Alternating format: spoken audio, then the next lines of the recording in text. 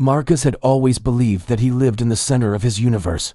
Growing up in the lower levels of Hive Valorum, his world consisted of towering hab blocks, dim corridors clogged with steam, and the constant hum of machinery. The sky was a legend told by elders who spoke of a blue dome above the city that few citizens ever saw. When he thought of the Emperor, he imagined a distant, golden statue in the temple of the upper hives, surrounded by candles and incense. He never imagined he would be called upon to fight for that distant emperor, yet here he was, crammed into the belly of a rickety troop transport, his back pressed against cold metal and his legs asleep from the hours of sitting, being rocketed toward a battlefield that he couldn't picture. Every bolt rattling loose from the walls seemed to echo his own fear. Every vibration felt like a sign that fate was about to shake his life apart. The draft lottery had been a spectacle. Administratum officials, flanked by enforcers and robed priests, had erected a podium in the central plaza of Hive Valorum. The plaza, usually a bazaar filled with vendors and children, had been cleared and surrounded by barricades. Marcus had stood there shoulder to shoulder with hundreds of other workers, the dull gray of their work uniforms blending into a sea of worry and resignation. The officiant's voice boomed from a vox amplifier as he drew names from a metal sphere. Each name was a life redirected. When he called Marcus's name, there was a collective murmur. Marcus remembered feeling a strange numbness. His mother had wrapped her arms around him, whispering prayers. His younger brother had shouted that it wasn't fair. The enforcers had already begun to usher him forward. It felt like being caught in a current, swept away from everything familiar without any chance to resist. On the troop transport, Marcus met others like himself. There was a girl named Lena who had worked in an auto forge assembling Laskin stocks. Her hair was shaved close to her scalp, and she wore a pendant with the Imperial Aquila carved on cheap metal. She spoke in quick bursts to hide her fear. There was a boy named Soren, barely 16, whose job had been to clear ash from ventilation shafts. He clutched his Laskin so tightly that his knuckles were white. An older man sat across from Marcus, his face lined and his hands calloused. He stared straight ahead, lips moving silently as he recited a prayer. They were all cogs pulled from different machines and thrown into this new, spinning gear of war. The air inside the transport was thick with anticipation. Somewhere above them, the larger troop carrier navigated past orbital defenses and into the atmosphere of the war-torn planet below. The steel walls creaked with the strain of re-entry. Red emergency lamps bathed everything in a sinister hue. Sweat glistened on foreheads. Boots scraped against the floor as soldiers shifted. The hum of the engines was a constant backdrop, but it seemed to fade as the reality of what awaited them pressed into everyone's thoughts. When the ramp finally lowered with a groan, the outside world invaded. Harsh, sulfurous wind blasted into the cargo bay, carrying the stench of smoke and burnt flesh. Marcus heard the cracks of Laskin fire, the heavier thuds of autocannon shots, and the distant boom of artillery. Screams and shouted orders cut through the noise. It was chaos painted in harsh colors, orange from fires, red from flares, black from smoke. A sergeant shouted at them to disembark. Bodies surged forward. Marcus stumbled as he ran down the ramp, almost tripping over the rough ground. The world outside was worse than anything he had imagined. Craters littered the landscape. Broken pieces of machinery and corpses lay scattered. On the horizon, towering spires belched smoke and fire enemy fortifications and burning wrecks. As Marcus moved, he could hear Commissar Roth's voice inside his head, even though the Commissar was somewhere behind him. On the transport, the Commissar had delivered a speech that chilled everyone. "You are not here because you are special," he had said, walking down the aisle with his bolt pistol clicking against his thigh. "You are here because the Emperor decided your body could serve a purpose. You will follow orders. You will not question. If you refuse to fight, you will be shot for cowardice. WH40K.LEXICANUM.com. Do not think about home. Think only about your duty." His eyes had been dark, his face a mask carved from stone. He had paused in front of Marcus, and their eyes had met briefly. In that instant, Marcus had felt exposed, as if every fear and doubt inside him was visible. The memory of Roth's threat lingered as Marcus took cover behind a pile of rubble. He peered over the top to see the chaos of battle. Guardsmen in identical drab uniforms moved in lines, firing Laskins toward an unseen enemy behind a hill. Smoke obscured everything beyond a few hundred meters. Shells exploded, throwing dirt and debris into the air. Above, aircraft streaked by, dropping bombs. The ground shook under each explosion. Somewhere, someone was yelling for medics. The sheer scale of the violence was overwhelming. Marcus felt like a single grain of sand caught in a storm around him. Conscripts shouted and fired. Some hesitated, only to be shoved forward by non-commissioned officers. Marcus saw a man freeze, his eyes wide as he stared at the body of a fallen soldier. A bolt round tore into the hesitant man's chest, and he collapsed. Whether the shot came from the enemy or an officer, Marcus could not tell. Fear gripped him. He knew that hesitation could get him killed. He forced himself to aim his laskin toward the hill and pull the trigger. The weapon hummed and spat beams of red light. The recoil was mild, but each shot felt like a line of energy connecting him to death. Hours blurred together. Marcus followed orders, advanced when told, and dived for cover when shells landed nearby. He saw men and women die. He saw medics try to save lives with bloodied hands. He saw commissars execute a soldier who tried to retreat. He saw an enemy soldier, a pale, thin cultist with eyes like pits charging with a serrated blade. Marcus shot him twice and watched him fall. He felt a twist in his stomach. He had taken a life. He knew it would not be the last. Amid all this, the question he had been afraid to face whispered in his mind. What if I refuse? Could he simply drop his laskin, turn his back, and walk away? The answer seemed impossible. The war machine was too big. The commissars were too unforgiving. Fear kept him moving. Yet, as the day wore on, Marcus saw something else. Amid the chaos, soldiers helped each other. When a conscript tripped and almost fell into a shell crater, Lena grabbed his arm and pulled him back. When a grenade landed near a group of recruits, an older sergeant threw himself onto it, sacrificing his life to save others. An officer crawled through mud to drag a wounded soldier to safety. These acts of courage gave Marcus something to hold on to. He realized that the Imperium's war machine, terrifying as it was made up of individuals making choices sometimes cruel, sometimes kind. The chapter ends with Marcus crouching in a trench as night falls. Exhausted, he stares at the stars for the first time in his life. In the cold light of distant suns, he whispers, "What will happen if I say no?" The hook leaves the audience wondering how he will answer his own question. Marcus discovered quickly that the battle he had seen on his first day was only a tiny fragment of a galaxy-wide conflict. After surviving the initial assault, his regiment fell back to a forward operating base. There, while waiting for orders, he listened to stories from veterans who had fought on other worlds. They described wars on ice planets where blizzards buried entire regiments, campaigns in toxic jungles where soldiers dropped dead from spores, sieges of hive cities that lasted months. He learned that the Astra Militarum, also known as the Imperial Guard, was a sprawling organization unlike anything he had imagined back in Hive Valorum. It was a force numbering in the billions. Warhammer 40K.fandom.com, if not more, drawn from countless worlds across the Imperium 40K.fandom.com. Entire planets were stripped of their young to feed the Guard's endless need for soldiers. The sheer size of the war machine made his individual fear seem small. To keep those billions of bodies moving, the Imperium relied on a complex, often inefficient bureaucracy. Marcus saw it firsthand at the forward base. Administratum clerks sat in makeshift offices, stamping forms and recording casualties. They tracked laskin battery usage and ration distribution with the same seriousness.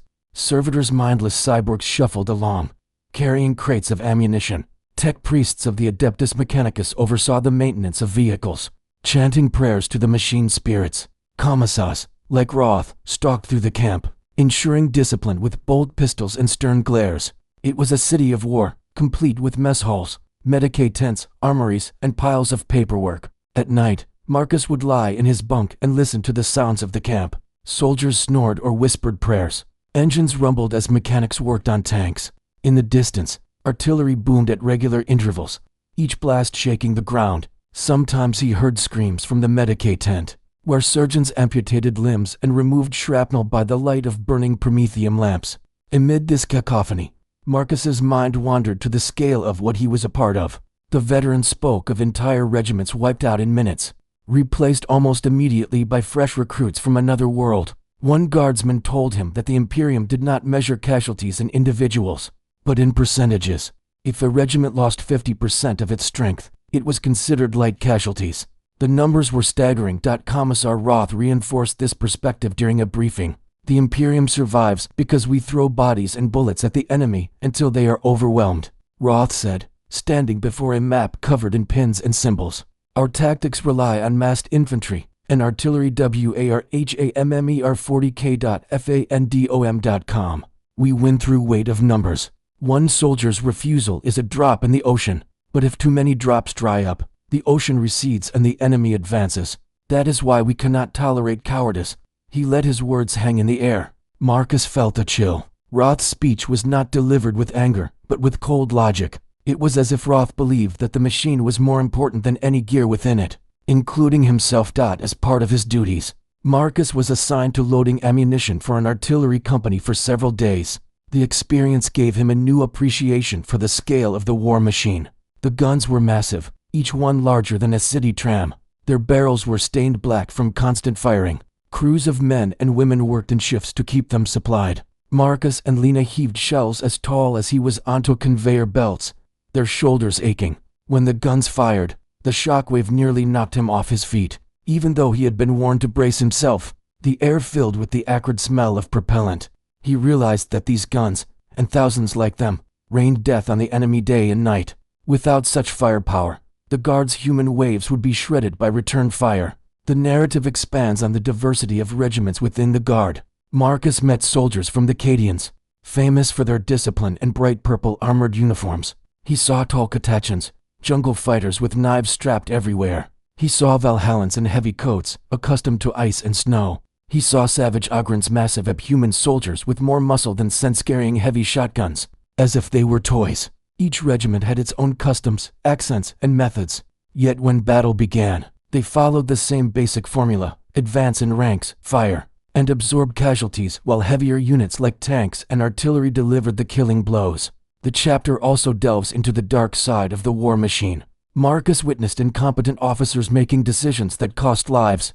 He saw supplies misrouted, leaving frontline units hungry while warehouses in the rear overflowed. He saw corruption. An officer traded spare boots for a bottle of Amasec. A Medicaid sold painkillers on the black market. He also experienced the impersonal cruelty of bureaucratic error. One day his unit received orders to move to Sector A3. They marched for hours only to discover that Sector A3 had been completely destroyed by orbital bombardment the day before. When they reported back, a clerk shrugged and said, "Administratum error. Those things happen." Dozens had died for nothing but a misfiled form amid this cold, grinding machine.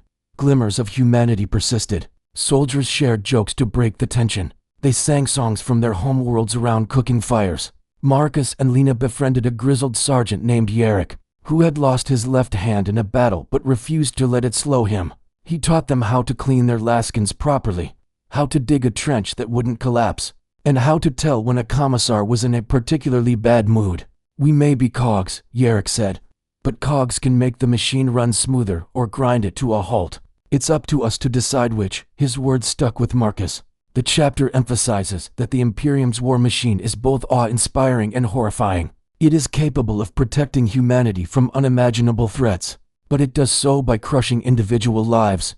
The hook is reinforced through scenes showing endless marching columns of soldiers, the deafening roar of artillery, and the cold efficiency of administrators who see soldiers as numbers. Marcus starts to understand why refusal is met with immediate execution. WH40K.lexica and um.com. In a machine this vast, hesitation threatens more than just one life. Yet he also begins to see that individuals still have choices, small though they may be. The chapter ends with Marcus reflecting on the paradox. He is both insignificant and invaluable. He wonders, if everyone accepted the machine without question, who would remember what they were fighting for? This question becomes a seed of doubt that will grow in later chapters. After the first brutal days of battle, Marcus's unit was rotated to the rear for reorganization and additional training. Many conscripts had died. Their places were filled by fresh recruits. The camp they arrived at was a fortified compound surrounded by towering walls and guarded by towering autocannons. Inside were firing ranges, obstacle courses, and large tents where lectures were held. The purpose of this camp was twofold: to train new soldiers in the art of warfare, and to indoctrinate them with imperial doctrine. Marcus soon discovered that training was not just about shooting straight. It was about shaping minds. The regimen was relentless.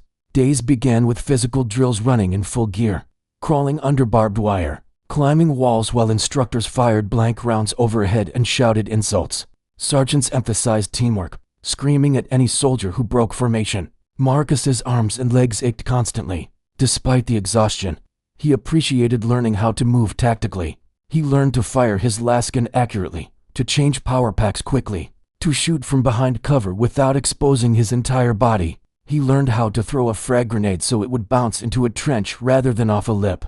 He learned how to fix a jammed weapon with a multi-tool and a little prayer. Each skill increased his chances of survival. Indoctrination sessions were held in large tents decorated with banners depicting the Emperor and famous battles. Priests and commissars lectured about duty, honor, and sacrifice. They told stories of saints who had died gloriously for the Imperium. They recited quotes from scriptures. Better 1,000 worlds burn than one heretic go unpunished, and failing in service to the Emperor is the greatest of sins. Warhammer 40K.fandom.com. They showed footage of battles where guardsmen charged into impossible odds and were mowed down, highlighting the ones who continued forward despite seeing their comrades fall. The message was clear: obedience and self-sacrifice were virtues. Questioning orders was heresy. Yet in the shadows of the camp, whispers circulated. During mealtimes, when guardsmen waited in lines for thin soup and ration bars, they talked quietly. Veterans told newcomers about things the commissars would never mention in a sermon. They spoke of entire units executed for retreating when their positions were overrun. They spoke of commanders ordering artillery barrages on their own troops to deny ground to the enemy. They spoke of penal legions formations filled with criminals, traitors, and cowards used as living shields in the most dangerous missions. These whispers contrasted sharply with the official lectures, creating a tension within Marcus. On one hand, he felt pride when he recited the Catechism of Protection. On the other, he felt unease when he heard about soldiers shot for stepping out of line. One evening, after a particularly grueling obstacle course run, Marcus and Lena sat by a small cook fire with a veteran named Harlan. Harlan had fought for years and bore scars across his scalp. He spoke slowly, his voice rough. "They'll tell you heroics will win this war," he said, stirring his bowl of stew, "but heroics get you killed. What keeps you alive is knowing when to keep your head down and when to take a risk. And it's remembering that under all the speeches and propaganda, we're just people, not numbers. Don't forget that." Marcus nodded, pondering Harlan's words. In training, he had been taught to see himself as part of a whole. In whispers, he was reminded of his individuality. Midway through their stay at the camp, the unit participated in a live fire exercise meant to simulate an assault on an enemy position. Instructors set up fake trenches with sandbags and wooden planks. Recruits were told to advance under simulated heavy fire. Commissars observed closely. Marcus's group moved forward, laskins blazing. Lena took point, crawling under barbed wire and urging others to follow. Soren hesitated when pyrotechnics exploded near him. Marcus grabbed his collar and pulled him forward. The exercise was intense, but it was controlled. No one died. When it was over, Commissar Roth addressed them. "This exercise is nothing compared to the real thing," he said. "You will soon face enemies that show no mercy. If you falter, I will ensure you never falter again." He tapped his pistol for emphasis. The threat hung in the air like smoke. In a separate lecture, a tech priest explained the basics of battlefield equipment. Marcus learned that the laskin, the standard weapon of the guard, was reliable and easy to maintain. It lacked the stopping power of a bolt gun, but compensated with its large ammo capacity and range. The priest explained that power packs could be recharged by most Imperial vehicles if necessary. Marcus also learned about explosive collars used on penal troops, devices that would detonate if tampered with or if the soldier disobeyed. Orders. Warhammer 40K.fandom.com. The concept of explosive collars chilled him. He imagined the fear of knowing a bomb set inches from his neck, controlled by someone else. It seemed like the ultimate tool of control. As part of indoctrination, recruits were required to write letters home about how honored they were to serve the Emperor. Commissars read these letters to ensure no hint of despair or rebellion slipped through. Marcus struggled to write his letter. He wanted to tell his mother the truth, that he was terrified, that he had seen men die for nothing, that he feared Commissar Roth more than the enemy. But he knew that any such honesty would bring punishment on him and possibly his family. In the end, he wrote, "I am proud to fight for the Emperor. I know that our sacrifices will keep you safe. Please pray for me." He hoped the lie would keep his family safe, even if it choked him to write it. The whispers continued. One night, Marcus woke to hushed voices outside his tent.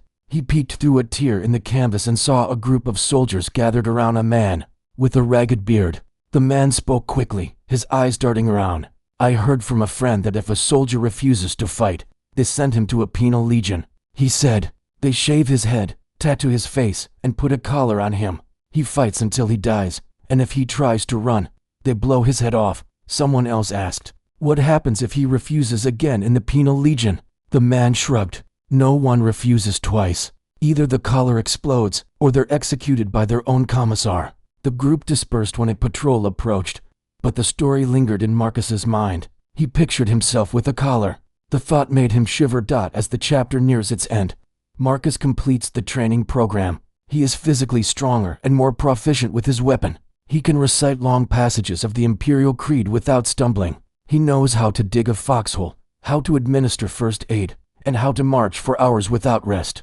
He also knows that the war machine cares little for him as an individual. In quiet moments, he writes in a small notebook he hides under his pillow. He writes about Harlan's advice, about Lena's jokes, about the letters he wants to send but cannot. He writes about his fear of collars and penal legions. He wonders if the whispers are true. He wonders what will happen if he ever cannot bring himself to charge forward. The chapter ends with Marcus and his unit boarding transport vehicles to return to the front. As they roll out of the camp, he glances back at the walls and wonders if he will ever see them again. The hook sets up the conflict between training and personal morality that will play out when he is tested in battle. Marcus's unit returned to the front lines faster than he had expected. The enemy had launched a series of counterattacks, and reinforcements were needed to plug gaps in the line. They were assigned to hold a stretch of trench overlooking a wide, muddy no man's land. For days, Marcus huddled in the trench with Lena, Soren, and other familiar faces. Rain turned the ground to sludge. Rats gnawed at boots and dead bodies. Artillery shells landed at random, showering them with dirt and steel. Enemy snipers picked off anyone who lingered above the parapet for too long. Sleep came in short, restless bursts. One night, during a lull in shelling, Marcus overheard officers discussing an upcoming assault. "We push at dawn," a lieutenant said. "We have to take Hill to 113. If we don't, our flank collapses, and the enemy can encircle us. The Emperor demands we hold." The plan was simple: climb out of the trench and charge across the open ground toward the hill. The enemy had trenches and heavy weapons dug in on the other side. The officers acknowledged that casualties would be high. Commissar Roth stood nearby, silent, his bolt pistol gleaming. Marcus felt a weight settle in his stomach. All night, Marcus lay awake. He turned the plan over in his mind. Hill 213 was heavily fortified. Charging across the muddy field would be suicide. He thought about the people he had met: Lena, Soren, Harlan, and the idea of them dying because an officer needed to meet an objective angered him. He thought about the whispers of penal legions and explosive collars: WARHAMMER 40K.FANDOM.com. He remembered Harlan's words about knowing when to take a risk and when to keep his head down. He remembered his mother's hug, his brother's shout. Most of all, he thought about the moment the commissar had looked him in the eyes and said he would kill anyone who refused. As dawn broke, gray light creeping over the horizon, orders were barked. "Fix bayonets. Prepare to advance." Sergeants checked lines, kicking those who moved too slowly. Marcus's hands shook as he attached his bayonet to the muzzle of his laskin. He looked at Lena, who nodded resolutely. He looked at Soren, whose face was pale. He looked at Harlan, who stared straight ahead, jaw clenched. Marcus's heart pounded. Rain began to fall again, cold and miserable. The lieutenant blew his whistle. Soldiers began to climb over the parapet. Marcus felt his feet move. He grabbed the edge of the trench and hoisted himself up.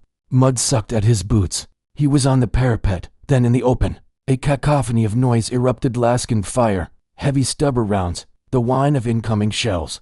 Figures around him fell, hit by enemy fire. Ahead, the silhouette of Hill 213 loomed. He took a step, then another. He shouted something he didn't know what. Panic rose like bile. And then, in a split second, he stopped. Time seemed to slow. Marcus stood in the middle of no man's land, mud up to his ankles, rain stinging his face.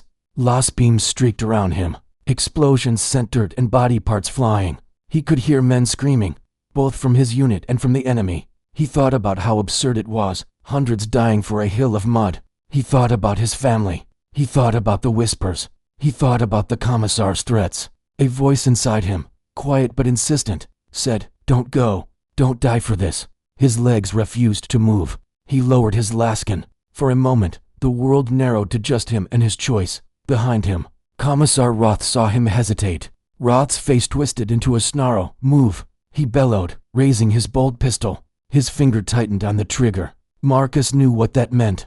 The next second would decide everything. He could either obey, throw himself into the killing field, and likely die, or he could refuse and be shot for cowardice. The world held its breath. Marcus looked into Roth's eyes and shook his head. Roth's pistol cracked. The shot slammed into the soldier next to Marcus, blowing open his chest. Marcus flinched. He heard Roth shout again. He turned, expecting death, but the commissar's aim had been disrupted by a stray shell that exploded nearby, showering them with mud and knocking Roth off balance. Marcus dropped into a shell crater, heart racing. Around him, chaos continued. Officers yelled. Soldiers screamed. The charge faltered as more men fell. Enemy fire intensified. Marcus's refusal went unnoticed by most. When he looked over the edge of the crater, he saw Roth regaining his footing, scanning the field for cowards. What followed was a blur. Marcus stayed in the crater, pressed against the mud. He did not move. He fired his lascan at the enemy when he could, hoping to appear engaged. He listened as the assault dissolved into disorder. Men retreated. Officers died. Eventually, whistles blew, signaling withdrawal. The survivors stumbled back to the trenches, drenched and bloodied. Marcus crawled back with them, shaking. He could not believe he was alive. He had refused to charge. Roth had tried to shoot him and failed. His mind raced with what this meant. Had he escaped punishment? Or would it come later? Back in the trench, Marcus was confronted by Sergeant Yarrick. "Where were you?" Yarrick demanded, eyes narrowing. Marcus looked at him, then at Roth in the distance. "I fell into a crater," Marcus lied. Yarrick studied him for a moment, then nodded. "Be more careful next time." Roth looked at them but said nothing. Whether he had seen Marcus's hesitation or not, Marcus could not tell. The fear of discovery gnawed at him. He imagined being dragged before a firing squad. He imagined a bolt pistol pointed at his head. He imagined a collar being locked around his neck. Every scenario ended with death or worse. That night, Marcus could not sleep. Rain dripped through holes in the trench roof. Rats scurried. He heard Lena whispering with Soren, both shaken by the failed assault. He stared at the walls and thought about his choice. He felt a mix of relief and guilt. Relief because he was alive. Guilt because others had died while he hid. Was he a coward? Or had he been right to refuse? He did not know. In his notebook, he wrote, "Today I did not charge. I refused. I am still alive. I do not know what comes next." The chapter ends with Marcus's mind racing. The hook invites the audience to follow his journey as the consequences of his refusal unfold. Marcus's insubordination did not escape notice. Days after the failed assault on Hill 213, his unit was assembled in the trench line. Commissar Roth paced before them, his black coat swirling. He read names from a list. "Those who faltered in battle will be punished," he declared. Marcus's name was on the list. His heart sank. He stepped forward when called, legs heavy. Several others were called as well, soldiers who had hesitated, been late, or even simply been unlucky enough to be seen falling behind. They were ordered to stand apart from the rest. Roth addressed the entire unit. "Cowards and disobedient soldiers will not be allowed to poison this regiment. In the Emperor's name, they are reassigned to the Penal Legion." The words hung like ice. Penal legions were whispered about with dread.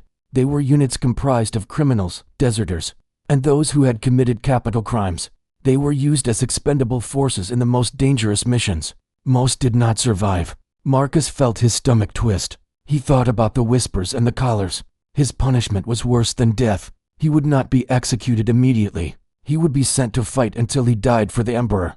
The condemned were marched under guard to a staging area. There, tech priests waited with buzzing tools.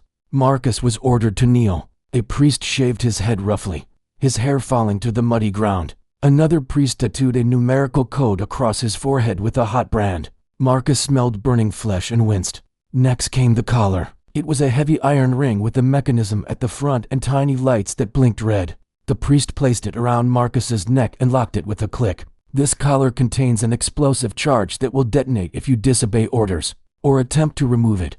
The priest intoned Warhammer 40K.fandom.com. "It will be monitored at all times by your commissar. Serve faithfully, and it will be removed after your sentence." Fail, and it will remove your head. Marcus swallowed hard. The weight of the collar pressed down on his shoulders. He felt like a beast with a chain. After being collared, the group was loaded onto a Chimera transport. Inside, they were joined by dozens of other penal legionnaires. Some had missing limbs replaced by crude bionics. Others were covered in scars or burns. All wore collars. They stared at Marcus and his companions with a mix of pity and indifference. One man, his face tattooed with violent images, leaned forward. "First time in the penal?" he asked with a grin. Marcus nodded. The man chuckled. "Remember this, run toward the enemy, not away. The collars are set to detonate if you turn your back." Marcus's heart pounded. He understood. The collar was not just punishment. It was a tool to force him into the most dangerous part of every battle. Commissar Roth stepped into the Chimera. He looked at the collared soldiers. "Welcome to the Penal Legion," he said coldly. "You have been given a chance to redeem yourselves in the Emperor's eyes by dying for him. You will lead assaults, clear minefields, and draw enemy fire. If you survive long enough, you may earn your freedom. But do not mistake mercy for kindness. I will not hesitate to detonate your collars if you disobey." He gestured to a device on his wrist connected to their collars. The message was clear. He held their lives at the push of a button. The journey to the Penal Legion staging area took hours. The transport rattled along uneven roads. Through tiny viewing slits, Marcus saw glimpses of war. Burning towns, fleeing civilians, wrecked vehicles. Occasionally, the transport stopped to load more prisoners. They were a diverse group: murderers, deserters, thieves, political dissidents, and now conscripts who had refused orders. Marcus listened to their stories. One man had killed a commissar who tried to execute his best friend. Another had been caught stealing food from a supply depot. A woman said she had surrendered to the enemy rather than watch her entire unit die. Each story was different, yet all ended with the same fate: collar, shame, punishment. At the Penal Legion camp, Marcus was assigned to a squad led by a senior penal legionnaire named Grak. Grak was a towering, scarred man whose collars seemed too small for his thick neck. He had survived years in the Penal Legion, an almost unheard of feat. He wore dozens of tally marks carved into his skin to represent missions survived. "Listen up," Grak growled. "They send us first into hell because we're disposable. But we're also useful. We clear the path for real soldiers. You do what you're told, and you might live long enough to see your collar removed. Try anything else, and you die." Simple. His bluntness was strangely comforting. There were no pretenses here. Survival meant doing what it took. Life in the Penal Legion was harsh. They were given the bare minimum of food and gear. Their living quarters were little more than cages. Guards watched them constantly. They drilled daily, practicing assault tactics designed to overwhelm enemy defenses by sheer sacrificial force. The collars weighed on their necks, a constant reminder of their status. The only time they felt remotely free was during battle, when adrenaline temporarily eclipsed fear of the collars. Marcus found an unlikely camaraderie among the penal legionnaires. Despite their crimes, many showed kindness. They understood each other's desperation. At night, they shared stories and dreams. Marcus told them about Lena and Soren. He didn't know if they had survived. He told them about his family. They listened without judgment. Their first mission came soon enough. A fortified enemy bunker complex needed to be breached. Regular guard units had tried and failed. The Penal Legion was ordered to charge across an open field riddled with mines and covered by heavy guns. Tech priests adjusted their collars so they would detonate if they did not run fast enough. Commissars watched from a safe distance with binoculars. At the signal, the Penal Legionnaires ran. Marcus ran faster than he ever had. Mines exploded around him, sending bodies flying. Heavy bolter rounds tore through the air, ripping soldiers apart. The ground became slick with blood and mud. Marcus kept running, the collar buzzing with each step to remind him of the danger. He threw a frag grenade into a bunker port and ducked as it exploded. He climbed into the bunker through the blasted opening, bayonet ready. Inside, he engaged in close combat with enemy troops. He stabbed, shot, and struggled until the bunkers were cleared. When the dust settled, the Penal Legion had done its job. Dozens lay dead, but the enemy line had been breached. Regular guard units flowed through to exploit the gap after the battle. Commissars walked among the survivors, pressing buttons to deactivate collars. 3 more successful missions and you earn a mark toward freedom, one said. Marcus looked at the tally marks on Grak's arm. He realized how long the road to freedom was. The chapter details more missions, clearing tunnels filled with booby traps, charging an enemy fortress under a storm of artillery, escorting a tank column through a minefield. Each time, the Penal Legion suffered heavy losses. Each time, Marcus survived by luck, skill, and the help of his squad. He developed a bond with Greg and a quiet woman named Arya, who had been convicted of desertion. Arya was quick with a knife and even quicker with sarcasm. She called Marcus pretty boy because of his youthful face and lack of scars. They laughed together in rare moments of peace. The chapter does not shy away from showing the brutality the Penal Legion endured. It describes the way Commissars executed soldiers as examples. It depicts decimation and ancient punishment revived by the Imperium 40K.fandom, common which every 10th Penal Legionnaire was randomly selected and executed to encourage obedience. Marcus witnessed it once when a unit broke and ran during a mission. Commissars lined them up and counted. Every 10th man stepped forward and was shot in the head. The rest were ordered back to the front. The terror and grief in their eyes haunted Marcus. He wondered if his refusal had led him to a worse fate than a quick death on Hill to 113. Yet, amid the horror, he also found strength. He realized he could endure more than he thought. He realized he valued the lives of his fellow Penal Legionnaires. He fought not just to survive but to keep them alive. The chapter ends with Marcus and his squad huddled around a small fire. After a particularly brutal mission, Greg is carving another tally mark into his skin. Arya is sharpening her knife. Marcus writes in his notebook. He writes about the collars, the missions, the fear, and the friendships. He writes about the irony of being punished for refusing to die uselessly by being sent somewhere. He's expected to die constantly. He wonders how much longer he can endure. The hook leaves readers questioning whether Marcus will survive the Penal Legion long enough to find a way out. If life in the Penal Legion had taught Marcus anything, it was that fear could be a leash. The explosive collar round his neck ensured obedience through the threat of instant death. Yet as he and his squad faced mission after mission, he began to notice cracks in the system. Collars malfunctioned. Signals got lost in the din of battle. Tech priests made errors. Sometimes these malfunctions cost lives. Sometimes they offered unexpected chances for defiance. During a raid on a traitor stronghold, Marcus's squad was tasked with destroying a generator powering enemy defenses. To reach it, they had to cross a courtyard rigged by heavy stubber fire, weave through barbed wire, and ascend a set of stairs while under constant attack. Their collars were set to detonate if they hesitated. As they ran, the air was thick with dust and smoke. Bullets sparked against rubble. Explosions tossed bodies. Marcus felt his collar vibrate, warning him to keep going. They breached the generator room and planted charges. As they retreated, an enemy shell collapsed part of the building. Rubble crashed down, knocking Marcus's collar askew. He felt it jar and then go silent. He touched the mechanism. The lights were flickering. Later, back at camp, tech priests scanned the collars. When they came to Marcus, one frowned. "Your collar's fail-safe was disabled by debris," she muttered. She reached for a tool. Marcus stiffened, worried she would detonate it by accident. Instead, she tightened a screw and slapped the side of his neck. "Fixed. Don't let it happen again." He realized how fragile his leash was. It could fail because of an enemy shell. It could fail because of a tech's negligence. It could fail because of a stray bullet. The thought filled him with a dangerous mix of hope and fear. If the collar could fail, perhaps he could escape. On another mission, the Penal Legion was used as bait. High Command wanted to draw out a Chaos Warlord and his bodyguards. They ordered the Penal Legion to charge toward the enemy position, wave their arms, and shout.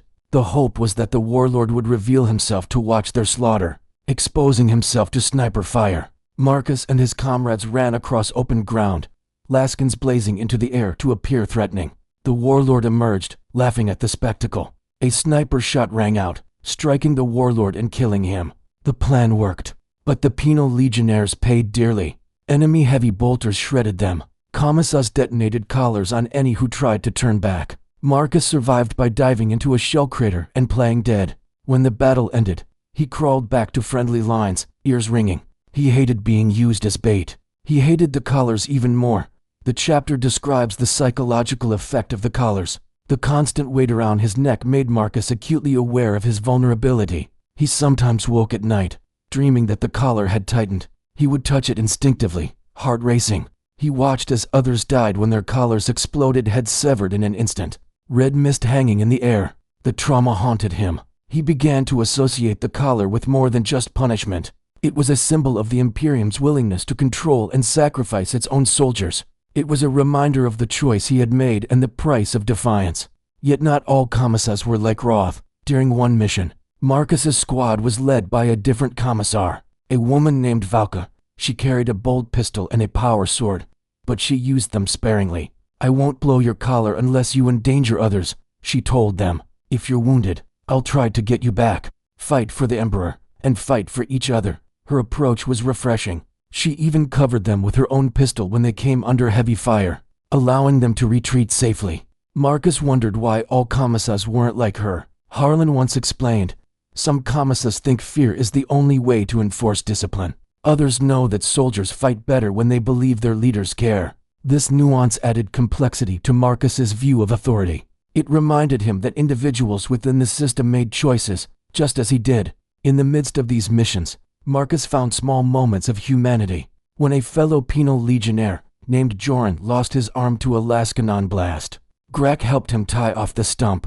Arya pressed a piece of cloth into Joran's teeth so he wouldn't bite his tongue, while they waited for a medic. Afterward, when Joran received a crude bionic arm, Marcus helped him learn to use it. They laughed at how clumsy the arm was. In another instance, Marcus stumbled upon a group of children hiding in a ruined church while on patrol. Their faces were smudged with soot, eyes wide with fear. He shared his ration bar with them, even though he was constantly hungry. "It's okay," he whispered, pressing a finger to his lips. "Stay quiet until it's safe." Small acts like these kept him connected to the idea of compassion.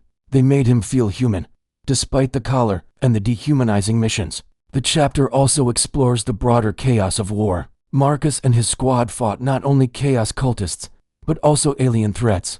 They engaged orc green-skinned brutes who roared and charged with brutal weapons. They fought off a swarm of tyranids, horrifying insectoid creatures that moved like a single organism. Each enemy required different tactics, but the Penal Legion was always thrown in first. They also endured friendly fire. In one battle, Imperial artillery overshot its target, shells landing among the Penal Legionnaires. Dozens died. The commanders called it an acceptable loss. Commissars told them to keep moving. Marcus's anger simmered. He wrote in his notebook, "Our own guns kill us as readily as the enemy's." Throughout these experiences, Marcus began to question more than his own survival. He questioned the system that demanded absolute obedience and punished any deviation with death. He questioned the value of sacrifices made for objectives that seemed pointless. He questioned the morality of commanders who viewed soldiers as expendable. These thoughts were dangerous. He shared them only with Arya and Grak, who nodded but said little. "Keep those thoughts in your head," Grak warned. "Commissars shoot philosophers first." Marcus kept writing, filling pages with questions. He didn't know if he would ever find answers, but writing gave him a sense of control. The chapter ends with an incident that further undermines Marcus's trust in the collars. During a mission to clear a fortified trench network, the collars of several Penal Legionnaires malfunctioned and exploded prematurely. Heads popped like watermelons under pressure. Chaos ensued. Soldiers scattered. Commissars panicked, pressing their detonation devices indiscriminately. In the confusion, Marcus's collar glitched again. He felt a jolt, then nothing. He reached up and realized the collar was off. It hung loose around his neck. He quickly tightened it to avoid suspicion, but his heart raced. The leash was flawed. The machine was not infallible. If the collars could fail, maybe he could exploit them. The hook at the end of the chapter suggests that Marcus might use this knowledge to his advantage in the future. As weeks turned into months, Marcus felt the war chew at his mind. Physical wounds healed or scarred over. The psychological wounds lingered. He began to experience nightmares. In one, he relived the assault on Hill 213 over and over, except this time he wasn't able to hide in a crater. Instead, he watched himself run, get shot, and fall. In another dream, his collar exploded without warning, tearing his head off. He would wake with a scream trapped in his throat, his hands clutching the collar. His heart would hammer, and he would struggle to breathe. Arya, sleeping nearby, would whisper, "It was a dream, pretty boy. Go back to sleep." Her voice was calm, but he could see the worry in her eyes. Daytime offered little respite. The constant stress of missions meant adrenaline coursed through his body more often than not. When there were rare lulls, his mind refused to relax. He found himself staring into the distance, lost in thoughts of home or of the things he had done. He began to feel guilt more acutely. He felt guilty for surviving when others did not. He felt guilty for killing, even when those killed were enemies or traitors. He felt guilty for his initial refusal, even though it had saved his life. The weight of these emotions pressed down on him like the collar itself. He wondered if everyone felt this way or if he was weak.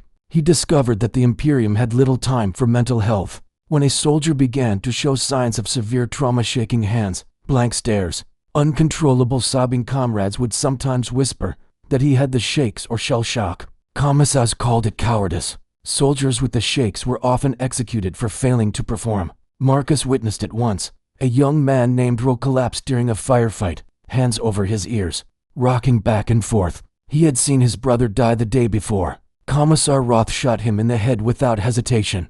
Unfit for service, Roth said coldly. Marcus's stomach churned. He vowed not to let his own trauma show. He bit his tongue when his hands shook. He forced a smile when Arya told dark jokes. He wrote at night to release his emotions without speaking. Writing became therapy. Marcus filled pages with observations, questions, and memories. He wrote about the smell of burning promethium, the sound of Laskin fire, the taste of ration bars. He wrote about Lena's laugh and Harlan's advice. He wrote about the sunrise he had glimpsed one morning, pale orange behind distant mountains. He wrote about his grandmother's prayer. Sometimes his writing took the form of letters to his family that he never sent. "Dear Mother," he would write, "I don't know if you'll ever see this. I don't even know if you're still alive. I want to tell you that I'm sorry. I'm sorry I left you. I'm sorry I lied in my letter. I'm sorry for what I've become." The act of writing gave him a sense of connection to who he had been before the war. Other soldiers found their own ways to cope. Arya told jokes, most of them dark, many about commissars losing their hats or tech priests marrying their machines.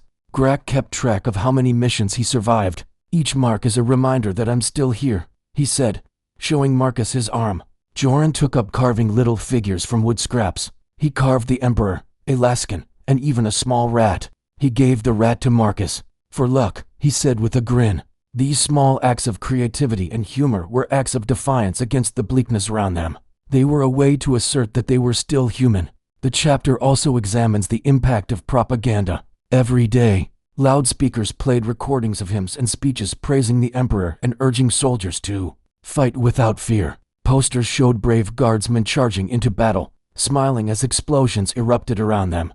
Vox broadcasts described victories even when battles were losses. Marcus began to see the disconnect between propaganda and reality. He wrote in his notebook, "They tell us we are winning, but I see us losing pieces of ourselves." When he shared these thoughts with Arya, she shrugged.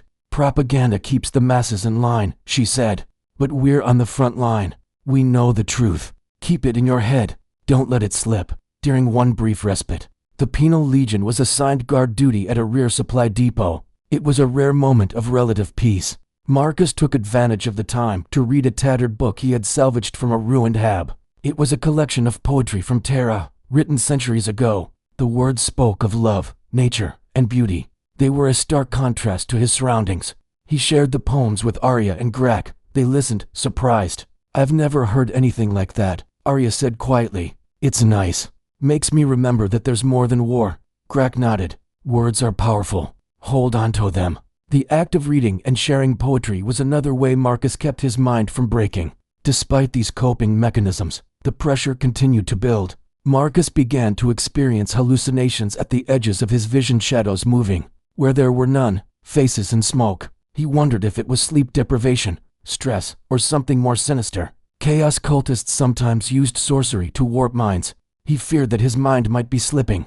During one battle, he thought he saw Lena, who had been reassigned months before, standing among the enemy. He blinked, and she was gone.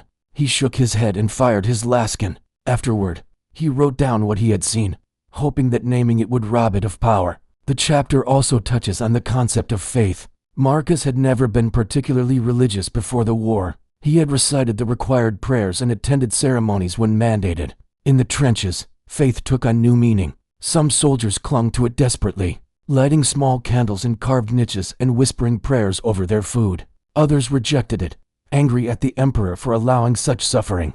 Marcus found himself caught in between. He wanted to believe that his suffering served a purpose. He wanted to believe that the Emperor cared. But when he saw friends die and commanders squander lives, he doubted. He wrote, If the Emperor is watching, why does he let this happen? He found no answer, but the act of questioning felt important. Toward the end of the chapter, Marcus faced a psychological test he had not anticipated. He and his squad were ordered to execute a group of captured enemy soldiers, young boys, indoctrinated into chaos.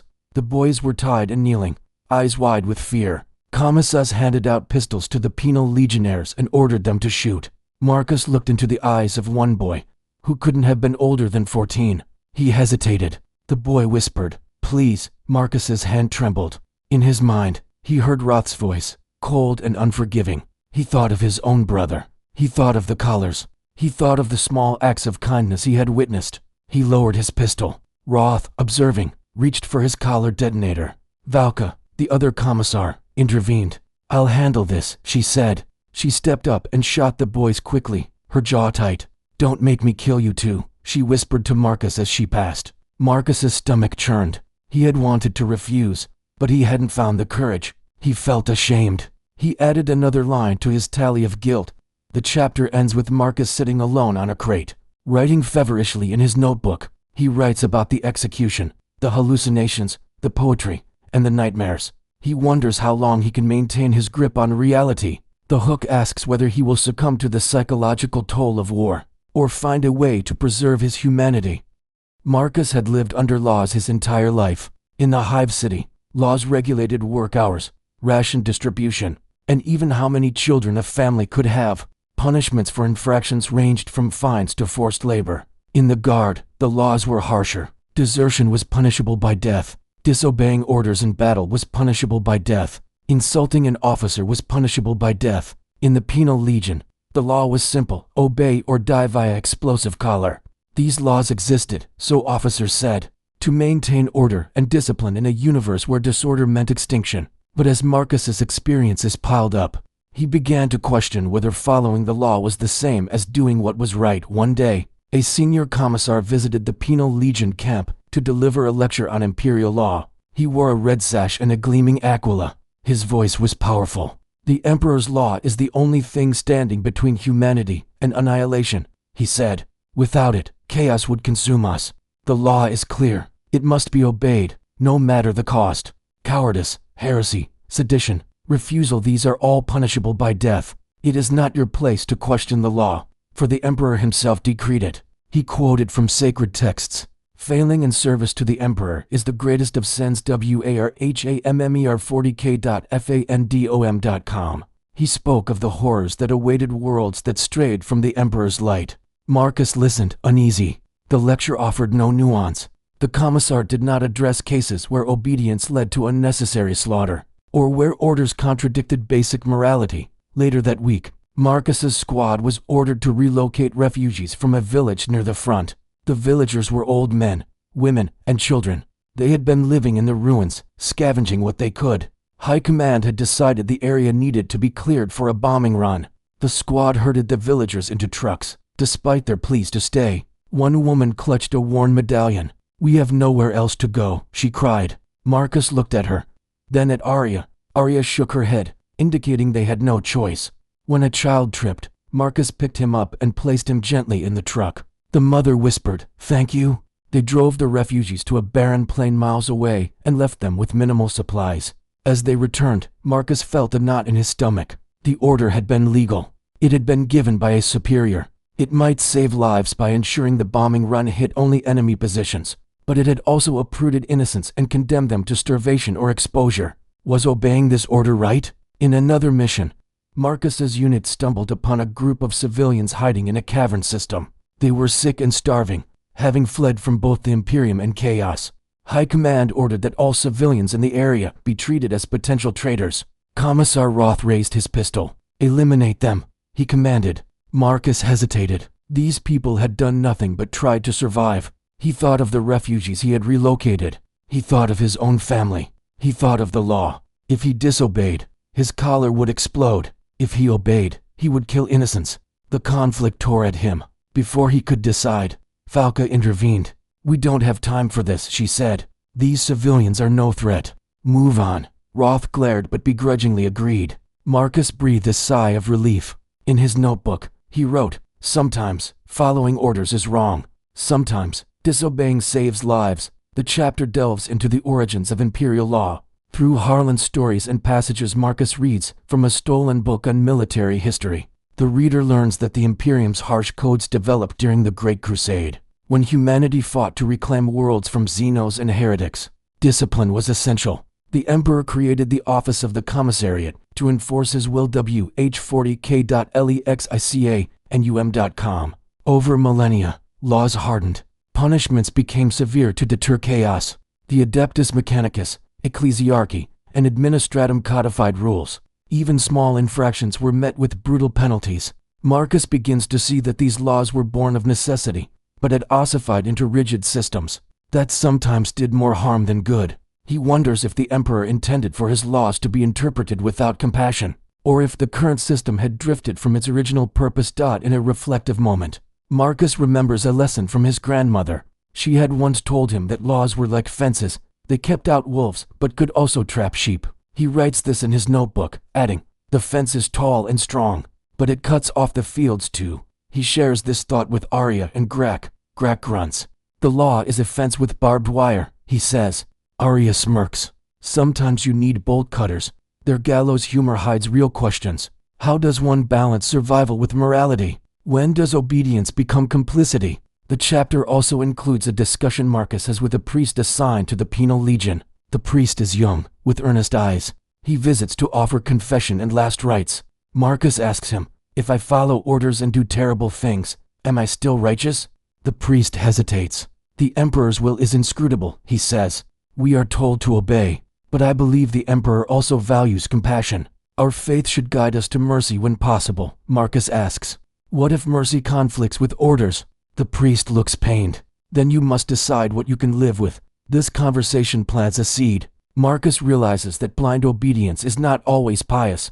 Personal conscience matters. Near the end of the chapter, Marcus's squad is ordered to destroy a bridge used by both enemy forces and fleeing civilians. The bridge spans a deep ravine. Destroying it would slow the enemy's advance, but also doom hundreds of innocents trying to escape. Valka argues with Roth. "We can delay the enemy by ambushing them in the canyon," she suggests. Roth insists the order stands. Marcus watches the argument, heart-pounding. In the end, High Command rises the order explicitly. The bridge is to be destroyed. Roth smiles grimly. Valka glares. Marcus's squad places charges on the bridge supports. As they set the fuses, he sees a line of civilians approaching, carrying babies and bundles. He looks at Arya, then at Grak. "We can blow it after they cross," Arya whispers. "It'll still slow the enemy." Grak nods. They delay detonation by minutes, long enough for the civilians to make it across. Roth notices but says nothing. They blow the bridge, sending a thunderous plume of smoke and debris into the air. The enemy column is delayed. Later, Roth calls them cowards. Valka calls them heroes. Marcus writes, "Sometimes, the law must bend." The hook invites readers to ponder whether rigid adherence to law is always virtuous. The war ground on. Marcus and his squad were sent from one killing field to another, urban ruins, toxic swamps, frozen plains. Each environment offered new ways to die. Supplies dwindled. Enemy forces seemed endless. Fatigue pressed on every mind. In this environment, acts of desperation and defiance began to emerge. The Penal Legion, used repeatedly as cannon fodder, started to crack. Soldiers whispered not just about survival, but about rebellion. Marcus felt the tension. He knew the collars were not foolproof. He knew not all commissars were like Roth. He knew compassion was possible. The question was, could he dare to defy again?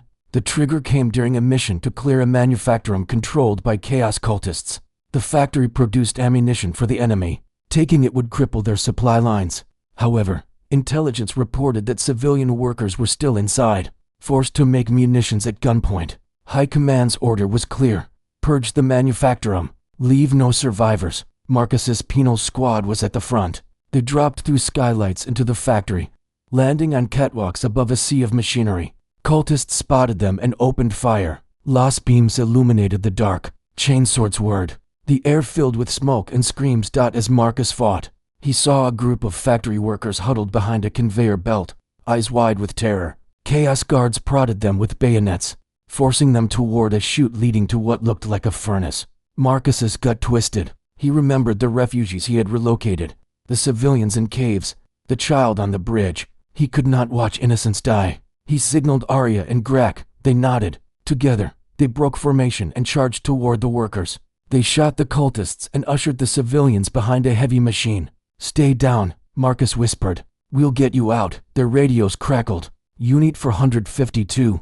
You are out of position," a tech priest's voice said. "Return to the front immediately." At the same time, a cold mechanical voice came from their collars. "Correction. All non-combatants are to be terminated to prevent contamination. Failure to comply will result in detonation." Marcus froze. Arya's eyes widened. Grak swore. They were being ordered to kill the very people they were trying to save. If they disobeyed, their collars might explode. Marcus's mind raced. His fingers tightened on his laskin. He looked at the terrified workers. He looked at his squad. He thought of his notebook. He thought of all the times he had obeyed and regretted it. He made his decision. "Go," he whispered to the workers. He and Arya fired at approaching cultists, covering the civilians as they slipped away through a maintenance tunnel. Seconds stretched. Marcus braced for the explosion that would end his life. His collar hummed. Lights blinked, but nothing happened. A stray shell hit the factory wall, knocking out a transmission tower. The signal controlling the collars was disrupted. Marcus's collar went silent. Arya's did too. They looked at each other, stunned. "Run," Grak barked. They moved quickly, guiding the workers through the maze of machinery and out a side door. They emerged into an alley behind the factory. Smoke and screams filled the air. Marcus pushed the workers toward an evacuation route. "Go, hide. Good luck," he said. They nodded, tears streaming down their faces, and disappeared into the ruins. Marcus's squad returned to the fight. They cleared the factory floor, destroying machines and killing cultists. When the mission ended, commissars and tech priests arrived to inspect. The collars were scanned. Signal disruption detected, one tech priest muttered. She tapped a few buttons on her data slate. Collars reset. Marcus's collar hummed again. He swallowed his fear. If they discovered what he had done, they could detonate his collar on the spot. But no one questioned them. High Command chalked up the missing civilians to collateral damage. Marcus felt both relief and a strange sense of triumph. He had defied an order and lived. He had saved lives in a war that seemed designed to destroy them. Emboldened by this, Marcus began to look for more opportunities to subvert unjust orders. When told to leave wounded comrades behind, he sometimes lingered long enough to drag them to safety. When ordered to destroy food caches that starving civilians relied on, he and Arya sabotaged only half, leaving enough for families to survive. These acts were small, but they meant everything to those saved. Marcus wrote about them in his notebook, careful not to mention names. He hoped that someday, someone would read his words and know that even in the darkest times, kindness persisted. Not all defiance ended happily. One penal legionnaire, inspired by Marcus's actions, refused outright to fire on a group of surrendering enemy soldiers. Commissar Roth shot him in the head without hesitating. "Mercy is heresy," Roth spat. The shock rippled through the unit. Marcus felt guilt. Had he inspired this? He questioned whether his acts put others at risk. Arya told him, "We can't control what others do. We can only control ourselves." Grak added, "Be smart. Pick your moments." Roth won't always miss. Their words reminded Marcus that defiance must be calculated. Reckless rebellion led to unnecessary deaths. Strategic defiance could save lives without drawing too much attention. The chapter also shows the cost of defiance on Marcus's psyche. Each time he disobeyed, his heart pounded. Each time he saved someone, he felt joy tempered by fear. He dreamed of being caught, his head blown off by his collar. He sometimes woke in a cold sweat, checking the collar to make sure it was still intact. The duality of hope and terror wore at him. He wrote in his notebook, "I live on a knife's edge. One wrong move, and I die. But if I never risk, what am I living for?" This internal conflict added depth to his character. Toward the end of the chapter, Marcus's defiance almost costs him his life. During a retreat, he stops to help a wounded guardsman whose leg is shattered. Valka is leading this mission. She sees Marcus hesitate and yells, "Leave him. The enemy is right behind us." Marcus looks at the wounded man, and then at the enemy, a horde of feral mutants closing fast. He makes a quick decision. He hauls the man onto his shoulders and runs. Valka curses. Roth sees the delay and reaches for his detonator. At that moment, an enemy mortar round lands near Roth, killing him instantly. Marcus escapes with the wounded man. Later, Valka approaches him. "You risked us all," she says. Marcus nods. I know. But he's alive. Valka sighs. Just to be careful. Roth won't be there to die every time you hesitate. Her words are a mix of reprimand and grudging respect. The chapter ends with Marcus writing about the day's events. He writes, sometimes, fate intervenes. Sometimes, you make your own fate. The hook suggests that Marcus's defiance might inspire more change or bring disaster. Years passed. Marcus's hair, once dark, turned streaked with gray. Lines creased his face. Scars marred his arms and legs. The war, however, continued unabated. The Imperium fought on countless fronts, and the Penal Legion remained a tool of expendable manpower. Marcus lost friends and gained new ones. He saw Grak fall to a plasma blast, his tally marks incomplete. He held Arya's hand as she bled out after being impaled by a Chaos Champion's blade. He carved their names into his laskin, a ritual he had started long ago. Each name was a weight and a memory. Marcus survived more missions than anyone expected. After each, a tech priest deactivated part of his collar. At a certain point, the collar's lights dimmed permanently. Grak had once told him that after surviving 100 missions, collars were removed. But Marcus didn't trust that promise. He had seen collars explode accidentally. He had seen commissars decide that a soldier's crimes were too great. He had seen men die with the key to their freedom inches away. Still, the idea of freedom kept him going. One day, after a particularly brutal siege, a tech priest approached him. Your sentence is complete, she said. She inserted a tool and twisted. The collar clicked open. The weight lifted from Marcus's neck. He felt lighter, physically and emotionally. He touched the raw skin where the collar had sat and let out a breath he hadn't known he was holding. Once freed, Marcus faced a choice. He could remain in the guard as a free soldier, re-enlisting voluntarily. He could seek a discharge and try to return home.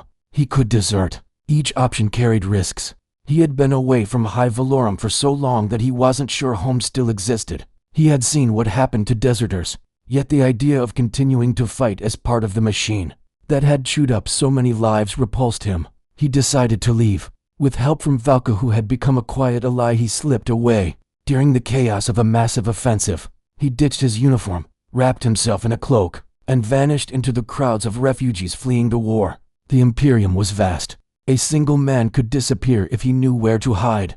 Marcus spent the next year wandering war zones and backwater worlds. He helped when he could. He stole food when he had to. He felt guilt for leaving, but he also felt relief. He avoided busy spaceports and stayed away from guardsmen. On one world, he worked with smugglers to get passage to a distant agri-world. In exchange, he recounted tales of the Penal Legion. On another, he found a small community of deserters living in an abandoned mine. They shared stories, supplies, and fear. They had all been conscripts or penal soldiers. They spoke of commissars and collars. They spoke of disobedience and survival. Marcus felt at home with them, but he couldn't stay. He had a deeper urge to fulfill. He wanted to return to Hive Valorum. He wanted to see his family again, if they were still alive. He had avoided thinking about them because the pain was too great. Now that he was free, the desire to know their fate overpowered his fear of being caught. He traveled using false papers he bought from a forger. He bribed administrative clerks to let him on transport shuttles. He avoided full-body scans by faking injuries that required Medicaid privacy. It took months. He landed on his home world at night, slipping out of the port before anyone could check his identity. The hive's exterior was as imposing as ever, a mountain of metal and stone reaching toward the clouds. He made his way through familiar alleys, past gang lookouts and market stalls, to the hab block where he had grown up. When he knocked, his hands trembled. The door opened. His mother, older now, her hair white, gasped. For a moment, she did not recognize him. Then, tears filled her eyes. She reached out and hugged him, sobbing into his shoulder. "My boy," she whispered. "My boy is alive." His younger brother, now a grown man with a family of his own, came to the door. He stared, disbelief etched on his face. "We thought you were dead," he said softly. Marcus stepped inside. The familiar smell of home hit him, a mix of cooking oil and cleaning solvent. He sat at the table where he had eaten countless meals. He told his family everything. He spoke of the draft, the trenches, the refusal on Hill 213, the Penal Legion, the collars, Grak, Arya, Harlan. He did not spare details. His mother cried. His brother listened, anger and sorrow warring in his eyes. "They did this to you," he said. Marcus shook his head. "The war did this. The Imperium. But I survived, and I'm here." The conversation lasted for hours. They laughed and cried. They ate simple food: bread, soup, dried meat. Marcus felt like a boy again. For a while, the war receded. He slept in his childhood bed, dreaming of quiet days that had never been. In the morning, he woke to the sound of voices outside. People had heard that a penal legionnaire had returned. Some came to ask questions. Others came out of curiosity. A few came to condemn. "You're a deserter," a man spat. Marcus did not deny it. "I fought long enough," he said. "I fought for years. I lost friends. I saved people. I refused to kill when it was wrong. I refused to fight anymore." The man sneered and left. Others thanked him for his service. A young boy asked if the collars hurt. Marcus smiled sadly and said, "Yes, they do." Word of Marcus's return eventually reached local authorities. One day, enforcers knocked on his door. Marcus's heart raced. Was this the end? The enforcers looked at him, then at his mother. "We were told a deserter was hiding here," one said. Marcus stood tall. "I am the deserter," he said. He waited for the cuffs, the execution. Instead, the enforcer handed him a data slate. "We received a communication from Commissar Valka," he said. "She vouched for you, said you completed your sentence and saved many lives. High Command has no further interest in you." Marcus blinked, stunned. Valka's kindness had reached across worlds. The enforcers left. Marcus looked at the slate, which contained his official discharge papers. He let out a breath and smiled. He was truly free. In the years that followed, Marcus lived quietly in Hive Valorum. He worked in a workshop, fixing machines. He married and had children. He grew old. He taught his children to be kind and to think for themselves. He kept his laskin tucked away in a box, not because he wanted to use it, but because it reminded him of the past. He kept his notebook, filled with pages of his experiences. Sometimes he would read passages to himself or to his family. His children listened, wide-eyed. Other times, young conscripts would come to him before leaving for war. They had heard about the man who refused. They asked, "What should we do?" Marcus never told them to refuse. He never told them to fight. He told them to listen to their conscience, to protect the innocent, and to remember they were more than cogs in a machine. He told them, "The Emperor may demand your obedience, but your heart belongs to you."